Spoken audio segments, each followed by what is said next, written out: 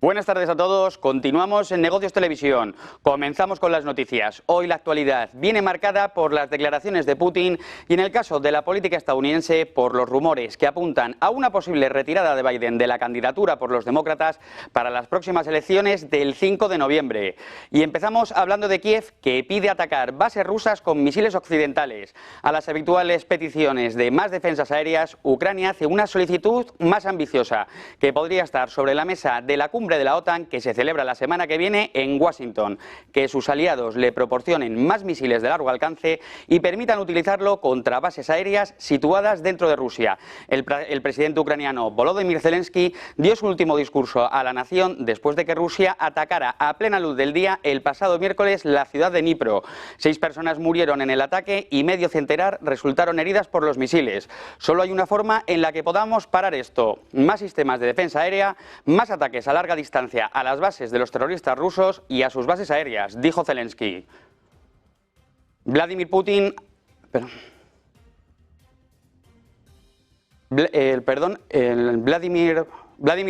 ha vuelto a reiterar la disposición de Moscú para encontrar una solución al conflicto de Ucrania. Además, ha subrayado cómo desde el inicio no ha dejado de lanzar propuestas. La última, sin ir más lejos, el pasado mes de junio. Le escuchamos.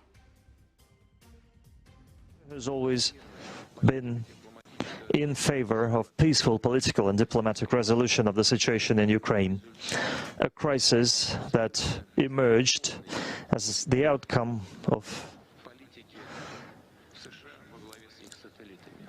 blatant policy of the US and its satellites.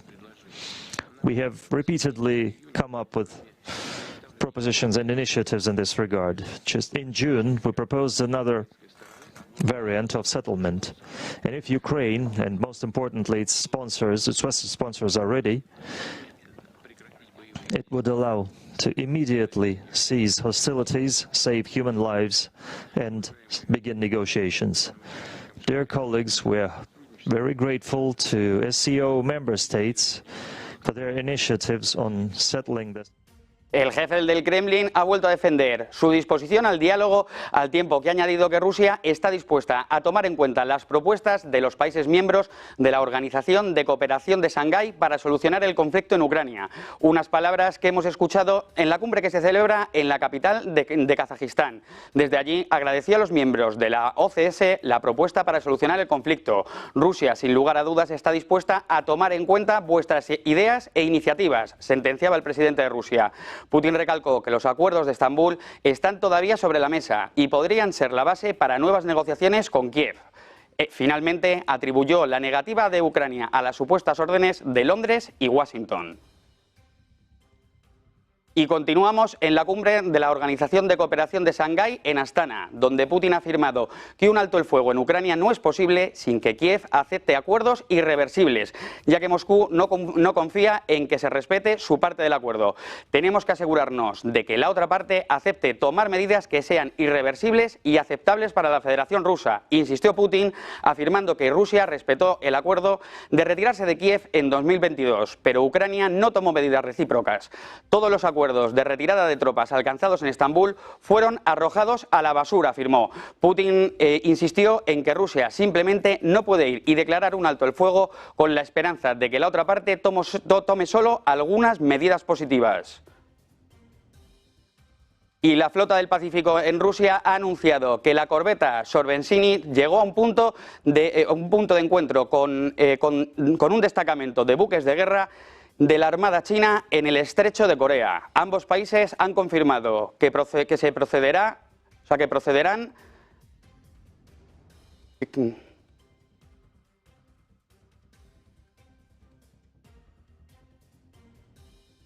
Han confirmado que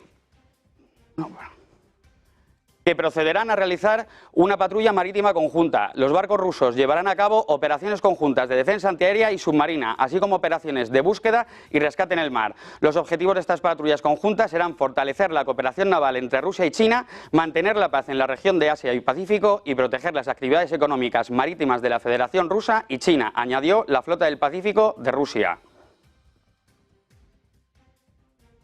Paralelamente, el presidente de Ucrania, Volodymyr Zelensky, agradeció al presidente de Estados Unidos la nueva ayuda militar. El presidente ucraniano agradeció a su homólogo estadounidense, Joe Biden, el anuncio de un nuevo lote de ayuda militar valorado en 2.300 millones de dólares, que incluirá misiles de medio alcance Hawk, tanques y distintos tipos de munición. En su cuenta X se ha referido al jefe de la Casa Blanca, a los dos partidos en el Congreso y a todo el pueblo estadounidense por los paquetes de ayuda militar. Además, ha confirmado que Ucrania recibirá de esta nueva partida de ayuda defensas aéreas adicionales, artillería, armas antitanque y fondos para comprar sistemas de misiles aéreos Patriots y misiles NASAMS.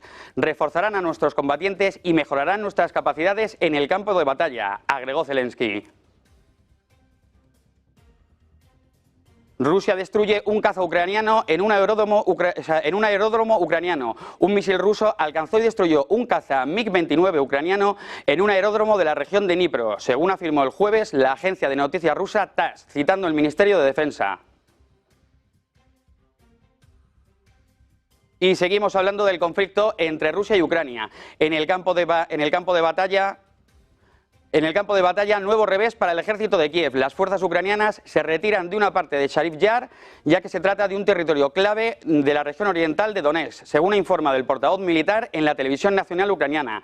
Se volvió impracticable mantener el barrio del canal después de que el enemigo entrara en él, porque amenazaba la vida y la salud de nuestros soldados y las posiciones de nuestras defensas fueron destruidas. El comando decidió retirarse a posiciones más protegidas y preparadas, pero incluso allí el enemigo no ha detenido sus acciones de combate, añadió. Zelensky ha declarado hoy que Trump tiene un plan, que si Trump tiene un plan debería decirlo hoy. El líder ucraniano ha ofrecido reunirse con Trump en una entrevista con Bloomberg. El presidente ucraniano Volodymyr Zelensky dijo que Donald Trump debería presentar su plan para poner fin rápidamente a la guerra con Rusia, advirtiendo que cualquier propuesta debe evitar violar la soberanía de la nación ucraniana. Si existen riesgos para la independencia de Ucrania, si perdemos la condición de Estado, queremos estar preparados para ello, queremos saberlo, añadió el presidente ucraniano. Alerta máxima en torno a Oriente Medio y la tensión en el norte de Israel. Las alarmas suenan sin parar hasta Narilla y Acre, mientras Hezbollah toma represalias por el asesinato de Mohamed Neman Nasser, comandante de la división regional Aziz del grupo apoyado por Irán, provocando al parecer varios incendios forestales, según informa Al Jazeera, que cita a un responsable de Hezbollah. Los milicianos han lanzado más de 20 drones y 200 cohetes y misiles, algunos de los cuales han tenido impacto directo en objetivos dentro de Israel. Se trata del mayor ataque de Hezbollah lanzado contra Israel desde el inicio de la guerra el 7 de octubre.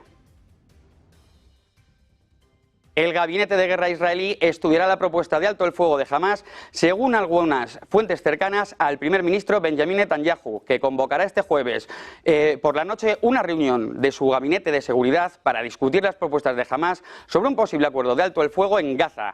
Antes que se reúna el gabinete, Netanyahu mantendrá consultas con su equipo de negociaciones, el alto el fuego, según informa Reuters.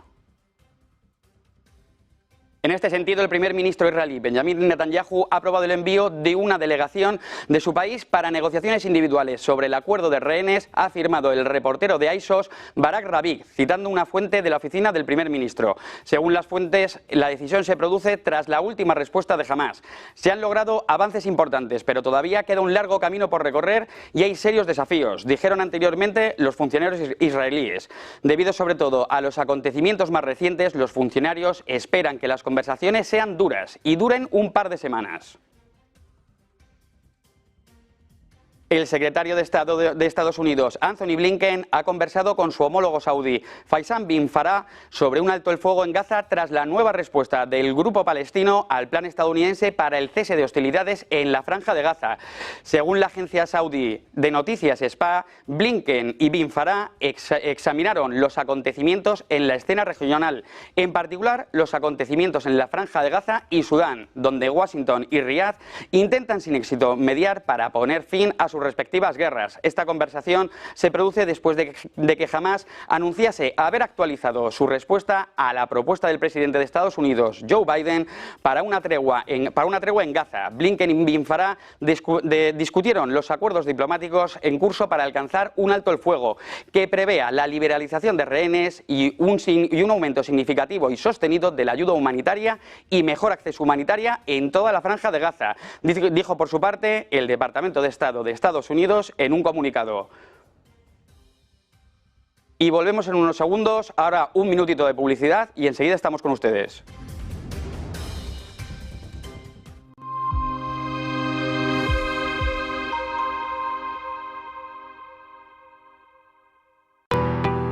¿Qué es Bitcoin? Hoy vamos a explicarles qué es exactamente Bitcoin, explicándoles los conceptos básicos para que entiendan esta criptomoneda de la que todo el mundo lleva años hablando. Esta explicación les servirá para saber también qué son exactamente las criptomonedas y cómo funcionan, para que puedan tener una noción un poco menos técnica de cómo funciona todo esto y a lo que nos referimos con cada término. Bitcoin es una criptomoneda o moneda virtual, concretamente la primera que fue desarrollada. Es la criptomoneda que le ha marcado el camino a todas las demás que llegaron después utilizando.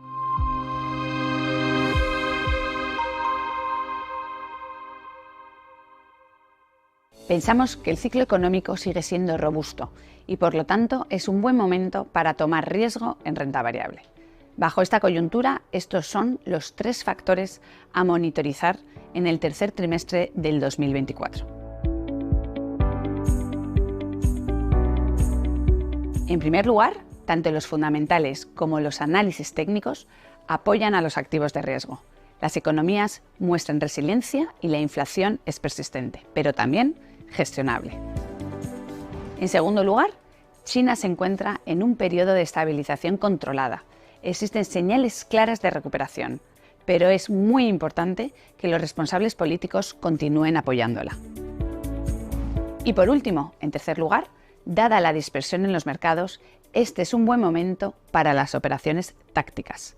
Las empresas estadounidenses de mediana capitalización y los bonos convertibles son una buena opción en este sentido.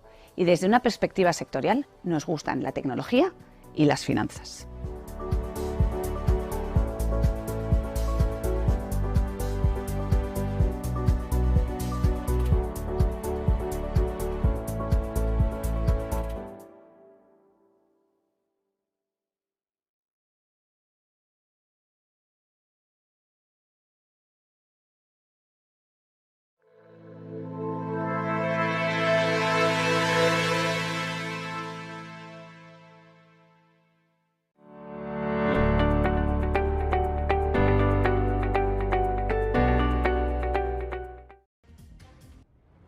Aquí estamos de nuevo en Negocios Televisión. El presidente ruso Vladimir Putin ha afirmado que Moscú está haciendo esfuerzos para resolver la crisis en Palestina durante una conversación con el emir de Qatar, el jeque Bin Hamad, durante la cumbre de la Organización de Cooperación de Shanghái en Astana, que se celebra este jueves. Putin afirmó que la crisis solo puede resolverse en base a las decisiones anteriores de la ONU en relación con el conflicto entre Israel y Palestina. La crisis está relacionada con la necesidad de crear 2 estados, Israel y Palestina, concluyó el presidente ruso. Se considera que Rusia no toma partido en el actual conflicto entre Israel y Hamás en la franja de Gaza, aunque Putin ha expresado sus críticas sobre las operaciones militares de Israel que está llevando en este lugar. Putin pide volver al proceso de unión entre Rusia y Bielorrusia. El presidente de Rusia, Vladimir Putin, ha señalado que en diciembre de 1999 hubo una decisión para crear un Estado unido entre Rusia y Bielorrusia con una misma moneda y explica que estos procesos de integración no tienen precedentes, por lo que se debe volver cuanto antes a intentar esta unión. Además, ha explicado que se está despejando el camino para volver a este proceso. Le escuchamos.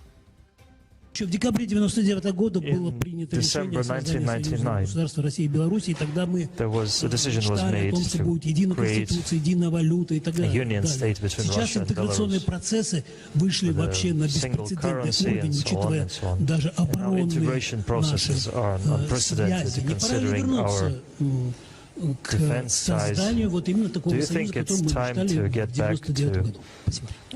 Creating this union that seemed relevant back in 1999. Well, addressing the Rada. La gobernadora del Banco Central de Rusia, Elvina Nabiullina, ha dicho que la economía de Rusia se desvió significativamente del escenario base y que el Banco Central está pensando en actualizar su pronóstico en julio para reflejar los datos que se publiquen. Nabiullina añadió que los riesgos inflacionarios no solo han aumentado, sino que se han materializado. Señaló que el principal tema de discusión en la reunión de política monetaria de julio será un nuevo aumento de los tipos de interés para combatir el aumento de los precios. Sin embargo, afirmó que el banco no espera un aumento de los impagos ni en los préstamos a empresas ni en los hogares. Joe Biden se ha reunido a solas con Kamala Harris el pasado miércoles, mientras las encuestas muestran cómo sigue perdiendo terreno frente a Donald Trump y crecen las especulaciones sobre que la vicepresidente la reemplazaría en la carrera por la Casa Blanca. El almuerzo a puertas cerradas de Biden con Kamala Harris en la Casa Blanca se produce apenas horas después de que el presidente se reuniera con más de 20 gobernadores demócratas influyentes, incluyendo el gobernador de California, Newsom, el gobernador de Illinois, Pitner, quienes son vistos como posibles sucesores si finalmente el presidente se retira de la carrera. Biden afronta esta situación con sus índices de popularidad por los suelos y bajando, por lo que ha optado por intensificar su agenda y hacer más apariciones públicas para mantener viva su candidatura. La presión para que el presidente Biden abandone la carrera por la Casa Blanca se ha intensificado en medio de las peticiones dentro del propio Partido Demócrata para que no opte a la nominación. Estos llamamientos se producen mientras las encuestas muestran una fuerte caída en el apoyo a su candidatura en los últimos días. Según ha informado Bloomberg, un grupo de miembros moderados de la Cámara de Representantes demócratas, centrados en la seguridad nacional, han redactado una carta instando a Biden a retirarse de la carrera. Según adelantaba Bloomberg, docenas de legisladores demócratas están considerando en privado firmar una carta exigiendo que Biden se eche a un lado. El presidente de Estados Unidos, Joe Biden, supuestamente ha dicho a más de 20 gobernadores demócratas en una reunión privada que se sometió a un chequeo médico después del debate de la semana pasada. En algún momento de la reunión, uno de los gobernadores presentes preguntó a Biden sobre su estado físico, a lo que este afirmó que se hizo un chequeo en los últimos días y destacó que mantiene un buen estado de salud, a pesar de tocar madera para dar efecto. Sin embargo, la afirmación de Biden, según una persona familiarizada con su agenda, se refería a un breve chequeo realizado en la Casa Blanca debido a síntomas persistentes de su resfriado, lo que significa que el chequeo no implicó ninguna prueba importante. La vicepresidente Kamala Harris ha tenido bajos índices de aprobación como vicepresidenta, pero en los últimos días ha ganado apoyo entre los demócratas como reemplazo de Biden. El miércoles los mercados de apuestas cambiaron drásticamente a favor de Kamala, que le da mayores posibilidades de ganar las elecciones que al actual candidato Joe Biden. De hecho, en una encuesta de CNN realizada después del debate, se encontró que si bien el índice de aprobación de Biden había caído a un mínimo histórico, Harris estaba ahora en mejores resultados que él en un hipotético enfrentamiento con Donald Trump. La campaña de Trump ha mantenido un perfil relativamente bajo desde el debate, lo que ha permitido que las luchas internas en el Partido Demócrata dominen casi todos los titulares. Pero los asesores principales de Trump, Chris LaCivita y Susie Wiles, emitieron un comunicado el miércoles en el que insistieron en que Trump podría vencer a cualquier demócrata, en referencia a Kamala Harris. Con todo, el presidente de Estados Unidos, Joe Biden, ha prometido que pese a la presión va a permanecer en la carrera presidencial de 2024, una confirmación que habría dado varias llamadas con personal de campaña y reuniones con legisladores y gobernadores demócratas buscando acallar las voces que dicen que acabará abandonando la candidatura. Según Reuters, Biden hizo una llamada con varios miembros preocupados de su equipo de campaña y les dijo que no iría a ninguna parte. En el mismo sentido, la portavoz del gobierno, Karine Jean-Pierre, también confirmó su continuidad. La escuchamos. I cannot lay out something that would change the president's mind. He has been very clear, and he's going to continue to build on the unprecedented record that he's been able to lay out for the American people. That's his focus. Y de Estados Unidos pasamos al Reino Unido, donde desde las 8 de la mañana permanecen abiertas las urnas. Los laboristas se disponen a cambiar el paso en el país y poner fin a 14 años de gobierno de los conservadores. El primer ministro Rishi Sunak ha señalado que asumirá su responsabilidad política ante la derrota que se espera de los Tories. En este marco, Sunak ha pedido el voto para que el descalabro no sea tan humillante. El laborista Keir Starmer será elegido este jueves para ser el próximo primer ministro según todas las encuestas, aunque falta por ver por cuánto tiempo. En cuanto al panorama político de Londres, los sondeos auguran un 15% a la extrema derecha, con lo que el líder impulsor del Brexit, Farage, podría conseguir un escaño en la Cámara de los Comunes. A las 11 de la noche se cierran las urnas, así que toca esperar para saber los resultados.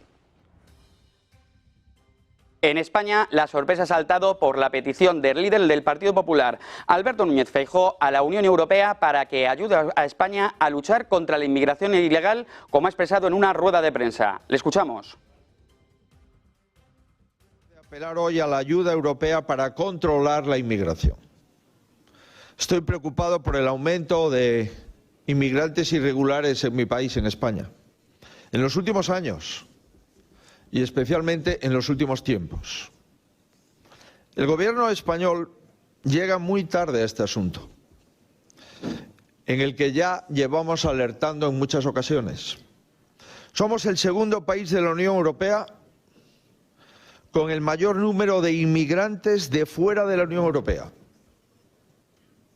El propio gobierno reconoce que la inmigración ilegal aumentó un 82% en el año 2023. La situación de los menores no acompañados es solo la punta del iceberg de un debate que el Gobierno de España lleva aplazando hace meses. Tomar medidas diferentes en España a las que se toman en otros países que han tenido resultados exitosos, puede derivar y deriva en un efecto llamada para este verano, del que les quiero... En la misma línea se ha expresado el portavoz de los populares en el Congreso, Miguel Tellado, en una entrevista a Antena 3, donde ha dicho que España debería desplegar buques de la Armada para impedir que los cayucos lleguen a las costas de Canarias. A juicio de Tellado, al Ministerio de Exteriores le corresponde trabajar en origen para que esas pateras no salgan y finalmente no lleguen a nuestras costas. Tras esta afirmación, Tellado ha lanzado la nueva propuesta del Partido Popular. Desde luego, el Gobierno puede disponer de las Fuerzas Armadas para defender nuestras fronteras y desplegar una serie de embarcaciones que impidan que los cayucos, que ponen en riesgo la vida de las personas que van en ellas, salgan al mar y finalmente lleguen a nuestro país, ha asegurado. Y en unos momentos regresamos, 2 minutitos de publicidad y enseguida estamos con todos ustedes.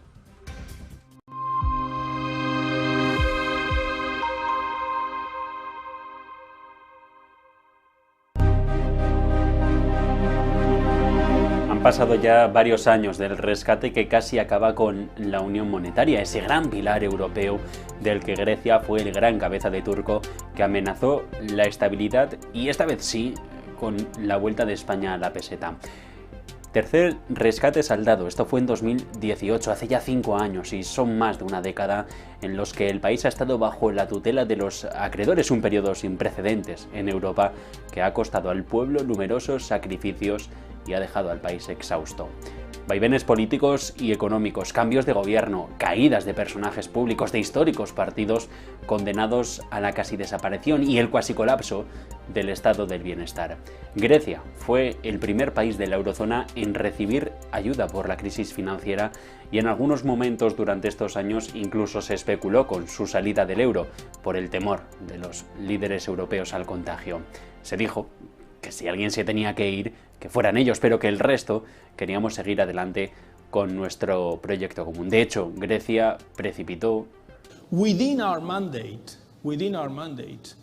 the ECB is ready to do whatever it takes to preserve the euro. And believe me, it will be enough. El whatever it takes de un presidente del Banco Central Europeo, Mario Draghi, que con 3 palabras pasó a la historia como el salvador de la divisa única. Los 3 planes de ayuda coordinados por los caballos del apocalipsis de la Troika, atrincherados en sus últimos tiempos en la base del Hotel Hilton en Atenas, sirvieron para que Grecia se asomara sin caerse al abismo, pero también para que la sociedad que en 2007 tenía un poder de compra similar a España se encuentre viviendo en uno de los países más pobres de la Unión Europea, con los salarios más bajos y con la emigración disparada, sobre todo entre los jóvenes más preparados, que acaban absorbidos y por tanto contribuyendo a otros países como Alemania. El último plan de rescate se firmó en 2015 y vio la luz como algo inevitable. Después de años de humillaciones, el pueblo griego decidió que debía sentarse en el palacio presidencial a la izquierda radical, liderada por Alexis Tsipras, que prometía acabar con la austeridad y expulsar además a los poderes europeos del país. Ola de euforia que de un día para otro desapareció, dando lugar a las calles llenas de cánticos revolucionarios tras más de un lustro de malas noticias, que se convirtieron en una constante sobre la que galopaba Yanis Varoufakis, entonces ministro de Finanzas, que prometió, con su teoría de juegos y su intelecto, batir al férreo Wolfgang Schäuble. Finalmente no pudo. En su narrativa, Grecia tenía razón, y era cuestión de tiempo que Varoufakis enseñara, entre comillas, a sus acreedores lo que debían hacer. Se apretaron las tuercas, se impuso un corralito, se surgió un referéndum que ganó Tsipras, pero que tuvo que claudicar, firmar. Lo que podía haber sido una negociación se convirtió en un choque de trenes y la única oportunidad de salvación de Grecia era firmar otro paquete más de rescate. Tsipras lo hizo y de esto hay una película. Tras 3 planes de ayuda, Grecia llegó a recibir más de 286.000 millones de euros de la Unión Europea, pero también del Fondo Monetario Internacional, y la mayoría con destino a pagar la deuda. Una deuda que asciende al 180% de su Producto Interior Bruto, con sucesivos recortes que han instalado en un pozo de pesimismo a los griegos que ahora poco a poco recuperan. En 2007, un griego podía pagar lo mismo que un español, un 20% más que un portugués y un 70% más que un polaco. Las tornas cambian, los tiempos van, los tiempos vienen, y un español ahora tiene un 40% más de poder adquisitivo que un griego.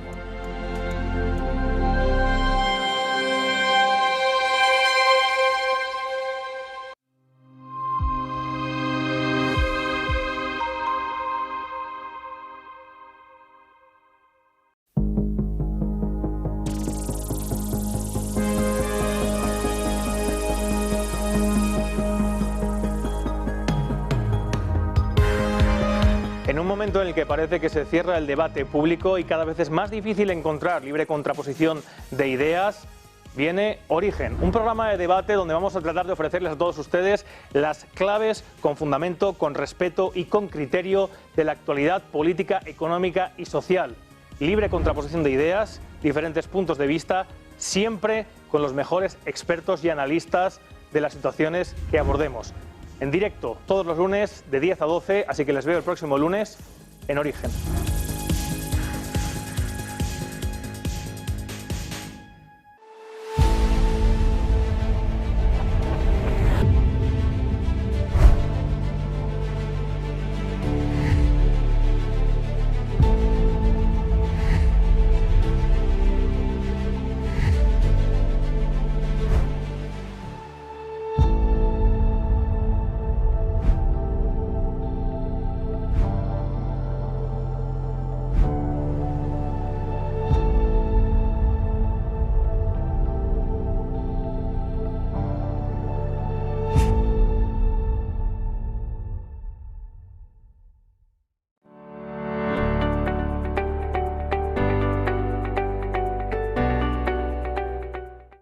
Continuamos en Negocios Televisión. La diputada francesa Marine Le Pen ha criticado este jueves durante una entrevista la operación de retirada masiva organizada por todos los grupos políticos para impedir que su partido, Agrupación Nacional, tenga mayoría absoluta en el Parlamento francés. El partido único es el gran sueño de Emmanuel Macron, afirmó Le Pen, añadiendo que su partido tiene capacidad para tener una mayoría absoluta en la Asamblea Nacional. Como ningún partido obtuvo la mayoría en la primera vuelta del 30 de junio, la segunda vuelta tendrá lugar el próximo domingo 7 de julio. Más de 200 opositores del partido de Le Pen se han retirado este martes como candidatos de las contiendas a 3 bandas horas antes de la segunda vuelta, con el objetivo de formar el denominado Frente Republicano, contra lo que denominan la extrema derecha francesa. Según la proyección inicial de escaños de Harris Interactive para la votación final, se espera que el partido de Le Pen obtenga entre 190 y 120 escaños de los 577 que hay, lo que se quedaría corto para los 289 necesarios para lograr la mayoría absoluta en Francia. La Comisión Europea ha impuesto este jueves aranceles provisionales de hasta el 37,6% a las importaciones de vehículos eléctricos procedentes de China. Esta medida trata de compensar los perjuicios para los productores comunitarios causados por las subvenciones desleales a este sector por parte de China. La Comisión llega a esta conclusión tras haber estado investigando subsidios a estas importaciones mientras continúan las conversaciones con las autoridades chinas para tratar de encontrar una solución, según ha informado el Ejecutivo Comunitario en un comunicado. Las cifras se corrigieron ligeramente a la baja en comparación con los aranceles anunciados el pasado 12 de junio, sobre la base de los comentarios sobre la exactitud de los cálculos presentados por las partes interesadas. Esta medida comenzará a aplicarse a partir de mañana, 5 de julio, y tendrá una duración máxima de 4 meses.